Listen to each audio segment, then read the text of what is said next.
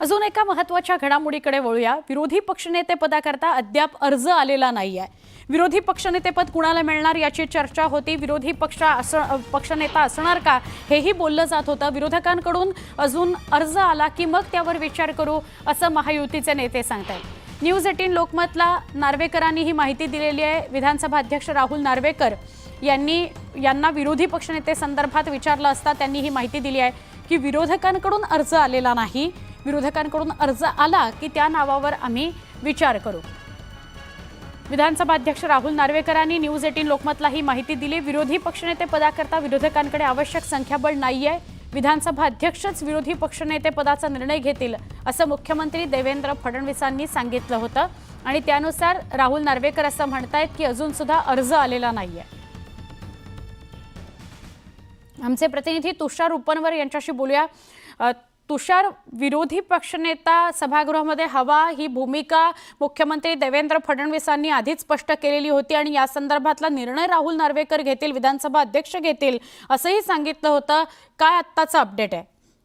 सुवर्णा, विधिमंडळामध्ये विधानसभेमध्ये कोणत्याही एका पक्षाकडे एखाद्या संख्येच्या 10% आमदार असावे लागतात।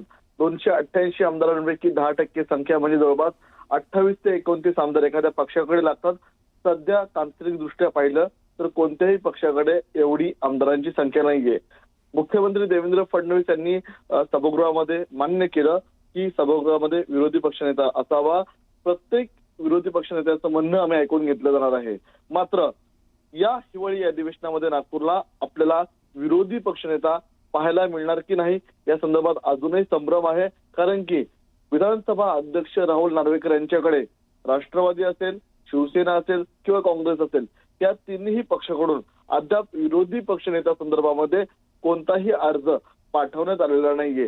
त्यामुळे यंदाच्या नागपूर हिवाळी अधिवेशनामध्ये कोण होणार विरोधी पक्षनेता याकडे सर्वांचं लक्ष लागलेलं आहे। ज्या प्रकारे देवेंद्र फडणवीसांनी म्हटलेलं आहे किंबहुना हा विरोधी पक्षनेता स्वतः विधानसभा अध्यक्ष तांत्रिकदृष्ट्या ठरवू शकतात, कारण की अद्याप कोणताही विरोधी पक्षनेत्या संदर्भातला अर्ज दाखल करण्यात आलेला नाही।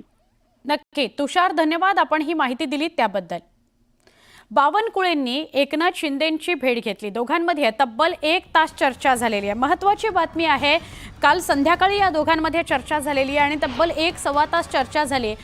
चंद्रशेखर बावनकुळे हे ठाण्यामध्ये एकनाथ शिंदेंच्या निवासस्थानी त्यांना भेटायला गेलेले होते आणि त्या दोघांनी चर्चा केली। अर्थात विषय असा आहे की मंत्रिमंडळ विस्तार अजून व्हायचा आहे आणि त्यामुळे मंत्रिमंडळ विस्तार, खाते वाटप या संदर्भात चर्चा झाली या दोघांमध्ये असं कळतं आहे।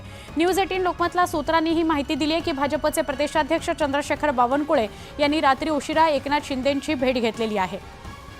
ठाण्यात जाऊन ठाण्याच्या निवासस्थानी त्यांनी ही भेट घेतली आणि मंत्रिमंडळ विस्तारासंदर्भात या दोघांमध्ये चर्चा झाली असं कळतंय।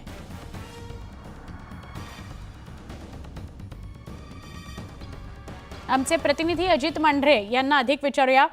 अजित, काय अपडेट आहे? काल बावनकुळे भेटायला गेलेले होते एकनाथ शिंदेंना, काय चर्चा झाली?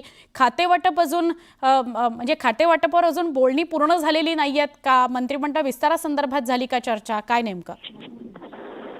सुवर्णा, खाते वाटप आणि त्याच पद्धतीनं मंत्रिमंडळ विस्तार या दोन्ही विषयी जवळपास 1 तास सविस्तर चर्चा बावनकुळे आणि एकनाथ शिंदे यांच्यामध्ये झालेली आहे।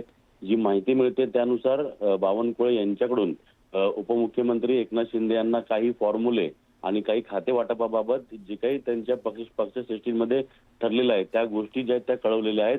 काही लेखी स्वरूपात दिलेल्या गोष्टी आहेत। यामध्ये महत्वाचा मुद्दा आहे तो म्हणजे की कोणती खाती भाजप जी आहे ती शिवसेनेला देऊ इच्छित आणि जी मागणी शिवसेनेने अर्थात केली होती त्यापैकी कोणती खाती देणार आहेत त्या विषयावरती आणि किती मंत्री शपथ घेतील याच्यामध्ये कॅबिनेट मंत्री, राज्यमंत्री या दोन्ही गोष्टींचा समावेश आहे आणि ही सविस्तर चर्चा झालेली आहे। काही फॉर्म्युले जे आहेत ते देखील डिसाईड झालेले होते। ते फॉर्म्युले जे आहेत ते एकनाथ शिंदे यांना कळवले गेलेले आहेत। आता एकनाथ शिंदे त्यांच्या संपूर्ण जे आमदार आहेत, मंत्री आहेत, पदाधिकारी आहेत यांच्याशी बोलून आज संध्याकाळपर्यंत किंवा उद्या या सर्व गोष्टींवरती फायनल निर्णय जो आहे तो भाजपला कळवेल। त्यानुसार तो निर्णय जो आहे तो दिल्लीला जाईल, दिल्लीवरून फायनलाइज होईल आणि मग शपथविधी होईल अशी संपूर्ण घडामोड आहे। त्यामुळे बावनकुळे यांनी उपमुख्यमंत्री एकनाथ शिंदे यांची घेतलेली भेट ही महत्वाची मानली जाते। अजित पवार यांच्याकडून कोणतीही अडचण नाहीये, एकनाथ शिंदे यांच्याकडून देखील कोणती अडचण नाहीये। पण शेवटी आपल्या पक्षातील आमदारांना महत्वाची खाती मिळणं, पक्ष संघटना वाढवणं या दृष्टीने प्रत्येक नेता विचार करत असतो. म्हणजे त्या दृष्टीनेच नक्की अजित, धन्यवाद माहिती दिल्याबद्दल. त्यामुळे मंत्रिमंडळ विस्तार, खाते वाटप या संदर्भात सविस्तर चर्चा झालेली आहे असं आमचे प्रतिनिधी अजित पांढरे सांगत होते. पुढच्या घडामोडीकडे वळूया. मंत्रिमंडळ विस्तार पहिल्यांदाच नागपुरात होण्याची शक्यता आहे.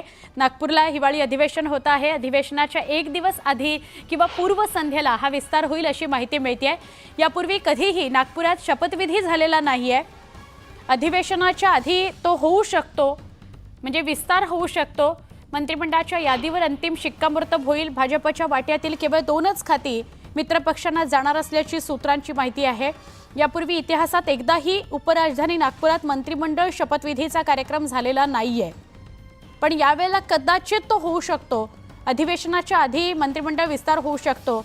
या सगळ्या शक्यता आहेत. दिल्लीत मंत्रिमंडळाच्या यादीवर शिक्कामोर्तब होणार आहे.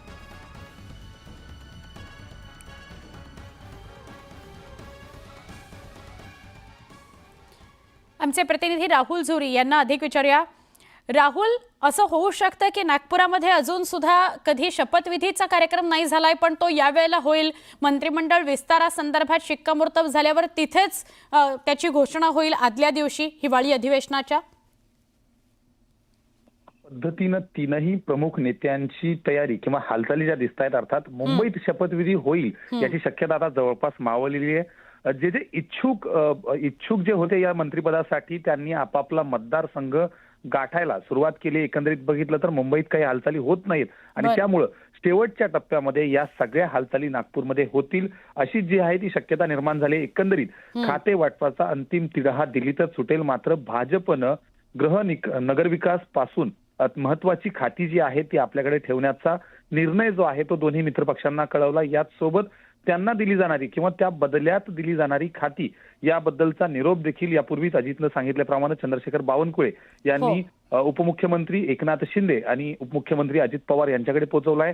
याच दरम्यान महसूल एका बाजूला शिवसेनेला देत तर दुसऱ्या बाजूला गृहनिर्माण हे खातं राष्ट्रवादीला दिलं तर जवळपास पूर्वीचाच मंत्रिमंडळ आहे असंच राहील ही शक्यता जी आहे ती न्यूज 18 लोकमतला कळते. आणि त्यामुळं नगरविकास खातं स्वतःकडे घेऊन महसूल यांना देणं, एकनाथ शिंदे यांना देणं आणि यासोबतच गृहनिर्माण या एका खात्याची वाढीव देणगी जी आहे ती कुठे ना कुठे राष्ट्रवादीला देत जवळपास पूर्वीचाच मंत्रिमंडळ जसं होतं तसं राहील यावर भाजपचा भर असणार आहे. अर्थात यावर शिक्कामोर्तब जे आहे ते दिल्लीत होणारे केंद्रीय गृहमंत्री अमित शहा यांच्याकडून यावर अंतिम शिक्कामोर्तब जे आहे ते 13 किंवा 14ला होऊ शकतं. आणि त्याचमुळं मुंबई ऐवजी आता संपूर्ण विस्तार जो आहे अर्थातच मंत्रिमंडळाचा पहिला ऐतिहासिक शपथविधी जो आहे तो नागपुरात पार पडण्याची दाट शक्यता आहे. नक्की राहुल, तुमचं हे वाक्य फार महत्त्वाचं होतं की अशाच सगळ्या हालचाली घडताना दिसत आहेत. म्हणजे सूत्रांची माहिती तर आपण देतच असतो, पण ग्राउंडला जे सगळे प्रतिनिधी आमचे काम करत असतात त्यांच्यानुसार आपण बघतोय की ज्या हालचाली घडतायत त्या अशा आहेत की कदाचित यावेळेला शपथविधी मंत्र्यांचा जो होईल तो नागपुरामध्ये होईल.